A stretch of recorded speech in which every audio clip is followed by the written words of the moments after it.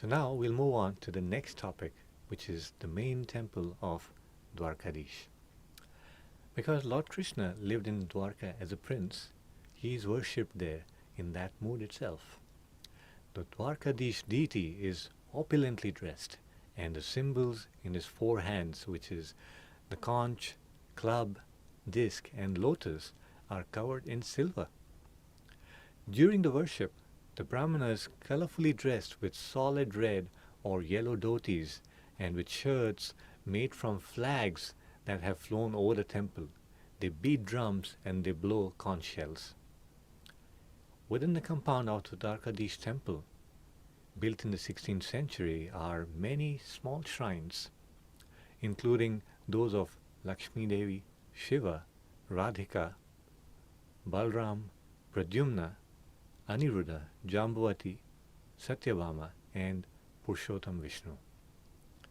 And directly facing Dwarkadish is the shrine of Devaki, Krishna's mother. She is looking at Krishna and he is looking at her. And we move on to other noteworthy temples in Dwarka. The temple of Samudra Narayan sits where the Gomati River, one of the important holy rivers, that flows and reaches the sea in the town of Dwarka. Samudra Narayan is Krishna's expansion as Lord Narayana lying on the Garbhodakshaya ocean. This old temple is the only temple of Samudra Narayan anywhere in the world. Bet Dwarka, 30 kilometers up the road from Dwarka, is a village named Okha, which most people go to simply to take the pleasant 20-minute boat ride to Bet Dwarka. Bet is the Gujarati word for island, and on this island sits an old Dwarkadish temple. People here are proud of Bet Dwarka, and they even say that it is the real Dwarka itself. Now we move on to something very interesting, which is Krishna marrying 16,108 queens. The first of them is marriage with Rukmini Devi. And here I would share with you excerpts from a talk by His Holiness Radhanath Swami Maharaj.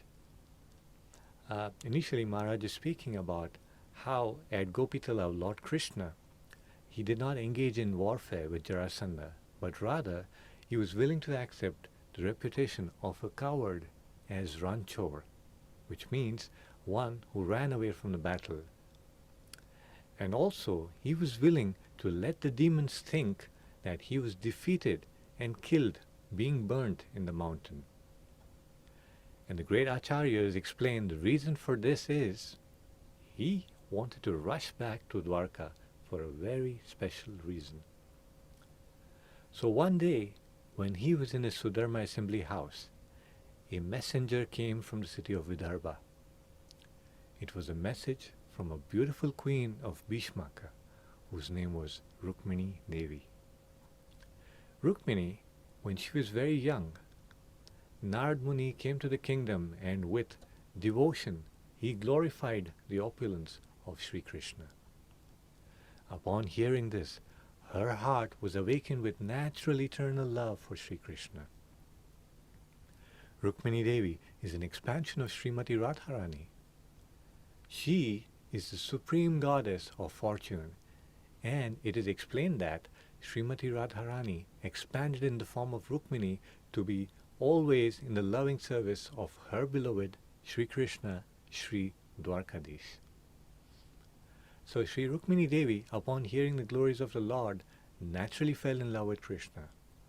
Although we may not be of the tattva of the goddess of fortune, but it is a fact that every spirit soul, every jivatma in a dormant state has love for Krishna within his heart. And by hearing Krishna's glories from a pure devotee of the Lord, that natural inclination to surrender to Krishna, to love Krishna, is awakened. So, Rukmini Devi fixed her mind on Krishna and vowed within her heart that she would accept no one as her husband except the son of Vasudeva. Meanwhile, King Bhishmak who was also favorable for Rukmini to marry Krishna, but her elder brother Rukmi was a dear friend of Shishupal. And as you may know, Shishupal was the worst enemy. And he was born shortly after it was prophesied that Krishna would be the source of his death. So ever since, Shishupal was completely envious of Krishna. In fact, when Shishupal first began to speak, the first sound out of his mouth was like a braying of an ass, insulting Krishna, and he never stopped blaspheming Krishna throughout his life. Anyways, Rukmi wanted her sister Rukmini to marry Shishupal, and because he was the eldest son, the father and the other brothers, they all agreed. So the wedding date was set. Shishupal was madly infatuated with lust. Of course, we should know that no materialistic demonic person like Shishupal can possibly perceive Rukmini Devi as she is. But it was factually the Maya expansion of Rukmini which he was seeing. He could not perceive the true Rukmini. She was covered by a curtain of Maya, illusion, and we should know that the goddess of fortune. Nobody except Krishna can look upon her totally in the mood of divine love, and only those who are pure servants of Krishna, assisting him in his loving affairs, can see how she is.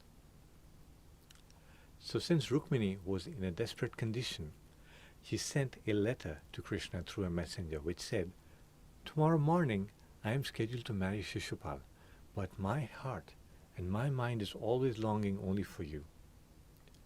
If anyone but you may, my Lord Krishna, take my hand, I would certainly commit suicide."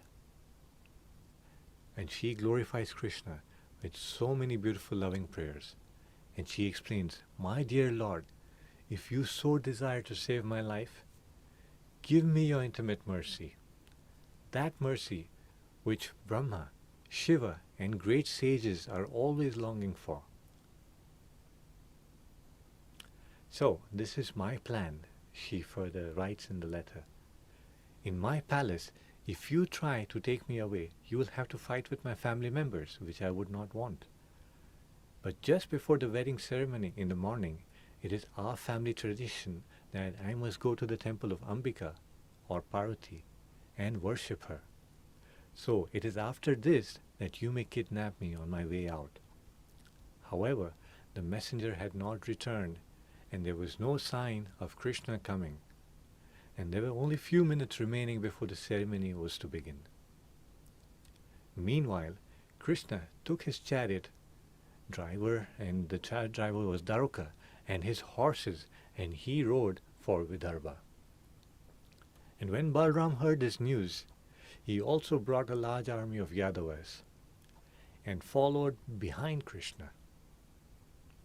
Maharaj Bhishmak, when he heard that Lord Sri Krishna had come to attend the wonderful wedding between Rukmini and Shishupal, he went to the city limits to greet him and give him wonderful accommodation. Meanwhile, Rukmini went to the temple of Ambika. She bowed down before Mother Parvati and prayed, "Let all my austerities, all my tapasya, and all my religious activities throughout my life culminate in allowing Krishna to take me away from this palace and accept my hand in marriage." And as she was leaving the temple, Shishupal was waiting for her anxiously, and along with him were Jarasandha and Shalva and all other demonic friends of his from all over the world. Rukmini was being escorted to the place of marriage ceremony, and just before she approached Shishupal, Krishna came driving upon his chariot, took her hand and lifted her on to the chariot and started driving away. And when Shishupal and his friends saw this, they were furious with anger and they all attacked Krishna. But Krishna defeated all of them and they had to flee for their lives. Meanwhile, the armies of the others began to attack, and Balram with his armies was defeating all of them. And Sri Krishna drove up away with Rukmini. But Rukmi, upon seeing Shishupal, Jarasan, Shalva and company defeated by Sri Krishna, he made a vow. I will never return to my village and my kingdom unless I kill Krishna. So with this vow, he went chasing after Krishna and challenged Krishna. He began to shoot arrows at Krishna, and Krishna easily defeated him.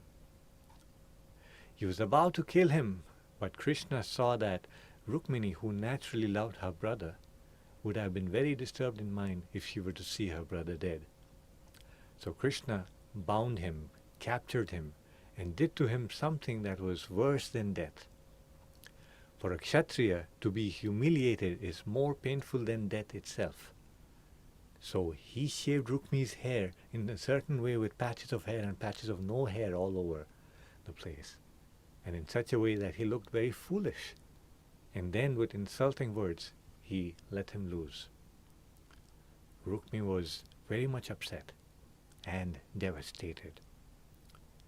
But meanwhile, Krishna brought Rukmini back to Dwaraka, and there was a wonderful, wonderful marriage ceremony. And this was the first queen of Sri Krishna, and the place where Sri Krishna and Rukmini got married. That palace was supposed to be right here on this island of Dwaraka.